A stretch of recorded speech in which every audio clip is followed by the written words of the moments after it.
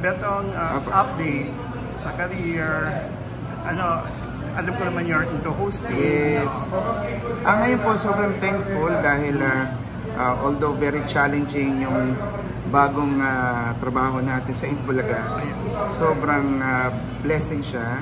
And at the same time, sabi ko kaya sobrang challenging kasi alam naman po natin yung mga yung mga nangyari po no na kasi talagang yung hindi natin sobrang controversial po talaga nung naging po na para kaming ipinako sa krus. Correct. Pero hindi ka pinahinaan ng loob noon? No, hindi naman po kasi po ito inisip ko din po na una-una trabaho po siya. And then binigay po siya ng artist center po sa amin. At the same time nagtiwala po yung Dave Inc. ng Halusos family. So ang naging motivation ko po kasi parang kung ang magiging motivation ko is magpasaya ng tao, so magandang venue po talaga yung Itbulaga po to do it. And nakakatuwa naman po na nakaka-4 na buwan lang po namin nung October 5. So kumbaga may bagyo, unos, buhawi, lahat po no, pero ngayon po medyo hindi na po ganun po katindi yung mga negative comments po. So nakakatuwa naman po na nagiging mas maganda po yung pagtanggap po sa amin. Pero during those times, ang laki ng bagay din na si Paulo Hontis, kita pa nagsasalita for the group and all.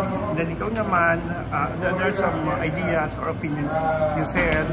But then again, at least hindi siya naka-apekto dun sa samahan. Of course, yung respeto sa TVJ. Yes, kasi unang-una man po talaga, wala naman po talagang nakakapalit po talaga sa kanila.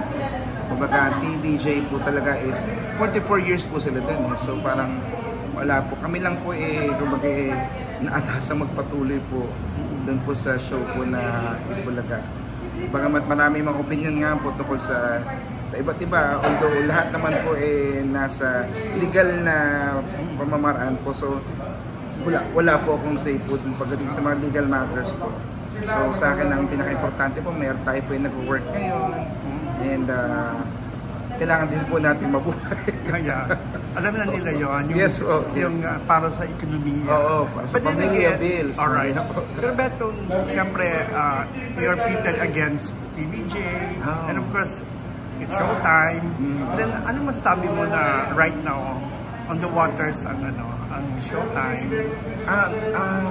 Actually, unang-una po, parang iniisip nga namin na parang for the first time, tatlong noontime show pa parang mapagpipilian ng mga tao. So, parang iniisip namin na parang mas panalo yung mga viewers kasi po mas maraming chance na manalo.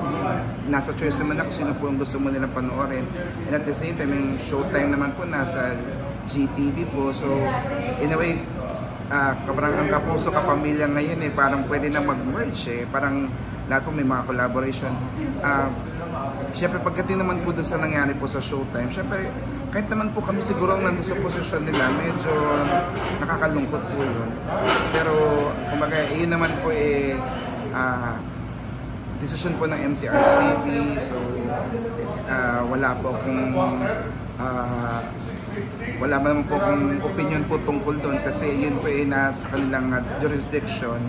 Pero sa amin po, mas naging conscious po kami sa mga dapat sabihin, sa mga dapat ikilos kasi nga po marami po talagang nagmamatcha. And at the same time po parang tulong na rin yun sa amin para maging maingat tayo sa mga sabihin na. Parang isa wake-up call din also sa mga tulad nyo na minsan, di ba, nakaka-buwelo rin talaga. Minsan may mga joke na feeling nyo hindi offending or hindi offensive. But then again, yung pala meron ng pwede na gawing malaking issue. Opo, napakalaki ng responsibilidad po talaga lalo na pag noontime show. At the same time, live. So pag live po, kung ano yung masabi mo na hindi ka maingat o hindi ka mag-iisip o hindi ka conscious, medyo pwedeng magdulot po ng hindi ka nais-nais po para sa show. Ay, actually, hindi lang po show, pati maapektuhan po yung staff, lahat po, ayun po yung mahirap po. Siyempre, Ikabuhay. yung mga pamilya din po ito na kailangan pong buhay. Paano po sinasabi ng iba na, naku, tuwang-tuwa ang Itbulaga kasi for 12 days, parang ang kalaban lang nila, yung TVG. And then, syempre yung kay, alam lang, filler lang naman yung Lucky Day, parang filler, so parang hindi namin yung kakompetisyon. Ay, hindi po na. Actually, ano po parang at the same time, parang iniisip namin kung kami din yung nasa ganung posisyon, parang nakakalungkot din po. So parang ayaw naman po namin magsaya sa kalungkutan ng iba. So, at the same time, nakakatuwa naman din yung Lucky Day. Nakakatuwa naman din po na may mga may mga bago tayong host na nakilala sa mundo. So, nakakatuwa naman din po. And parang, ano po okay din yung pagtanggap din po. Minsan nakakasilip din po ako sa show nila. So, sa TikTok, may nagpo-post po. So, masaya rin po. Masaya na maraming choices yung mga tao kung saan manunood. So how do you improve your technique, your comedy doon sa mismong show? Kasi ikaw natural ka naman comedian. Ay, salamat po. Parang siguro po every day is a learning process po. Kumbaga marami po ako natututunan po kay Paolo Conte sa host kasi napakahusay po niya talagang host po. Parang lahat kami araw-araw parang nanto kami sa eskwelahan, tapos araw-araw may assignment, tapos siyempre hindi wala naman po talagang perfect. So, minsan ang ginagawa naman po nagkakamali, joke lang namin. So, hindi mo kung parang niya. Ako talaga, kalimitan po nabubulol, mga ganyan. Minsan naghahang, mga ganyan po na parang hindi mo alam kung paano mo sasalhin. Pero at the same time, ginagawa na namin katatawanan na parang pag medyo nahirapan, kaya ko pa ba? Mga ganyan. If there's anything you want to say or at least man lang, hindi naman piece of advice, but anything you would like to say to Vice, to Ion? Ay nako, kami po ay, paano ba, naiintindihan po na ako po talaga, mahirap pa malaman po ko sa inyong posisyon, pero hindi po syempre madali po talaga, no? Yung ano po yan trabaho po natin yung magpasaya, maging ganito, pero pag ganyan po, ako po ay kumbaga hindi naman nakikadalamhati, parang kung ilalagay ko yung posisyon, ang aking sarili sa yung posisyon, mahirap po. Pero at the same time, parang ito nga yung parang naging banding nila, parang nagpunta sila ng Hong Kong, so mas lalong nagkaroon ng group banding. So sa tagal din po ng showtime, parang may lang po sila at least in a way, parang nakapahinga po. At the same time, na-enjoy nila. Pero, sana, wag maging dahilan yun para itigil, lalo na ni Meme Vice, pati ni Ion, yung kanilang ginagawa na magpasaya. Kumbaga, kung meron man hindi nagawa, o kung ano mang nagawang tama o mali, parang yun, ako gagawin ko siya as a lesson to improve at the same time para kasi ako din parang inga, sabi niya nga po, parang wake up call to hindi na natin ulitin. Was there a way na kayo ng TVJ nag-cross paths? Nagkita-kita na ba kayo? Or how was the atmosphere? Actually hindi pa po. Hindi pa po. Kasi po ko personally, wala po akong working relationship, close working relationship with them. Not unlike po si Kuya Bitoy na talagang sa bubblegum, working po talaga. Pero as in, nakapag-guest po ko sa Bulaga, nakapag-guest po ko sa Daddy's Girl, ganun po. Tapos, bago po actually natapos po yung Daddy's Girl, nakapag-guest po ako. At ang huli ko po pong guesting sa Itbulaga nung nasa Broadway pa. Okay. What if a situation calls na magkita-kita kayo? How would you react? Or who would approach first? Ano magiging ano mo? Siyempre, parang unang-una siguro parang nakakabigla po yun. Pero magbibigay po kayo po.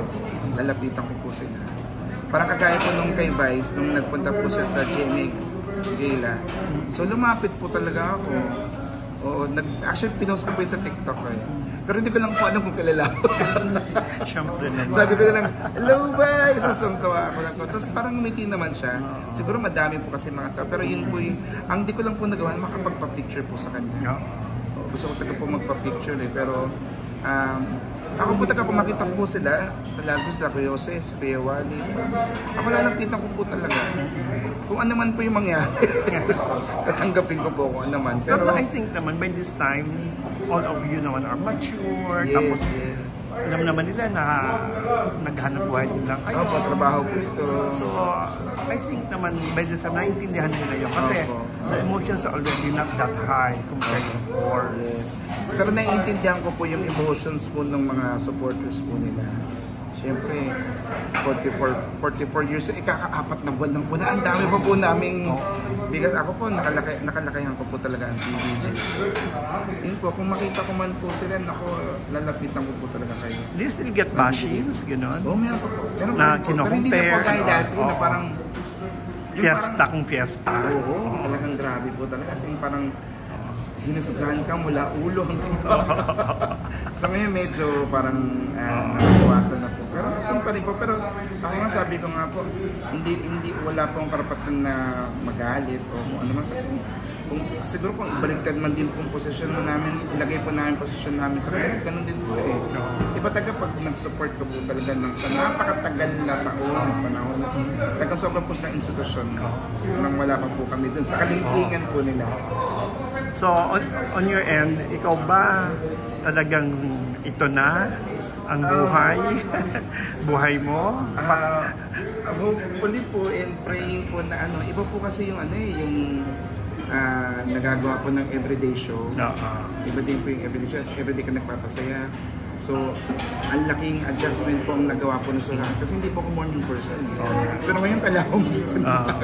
Hirap din Pati masaya po kasi gusto ko po taga nagpa-perform. So, nakakatawa po doon po nagagawa yung singing, takang singing, dancing, acting. Kasi may comedy din po kami, may mga games. So, napakagandang venue po taga. Sabi nga, actually nung pinaalam ko po ito kay Kuya Bitoy. Sabi ko Kuya Bitoy, bibigyan po ako ng kakataon na maging host po ng ito. Sabi niya, nako, it's a rare opportunity. Kasi si Kuya Bitoy po ay galing po sa Bulaga po. Sabi niya, it's a rare opportunity, enjoy mo yan.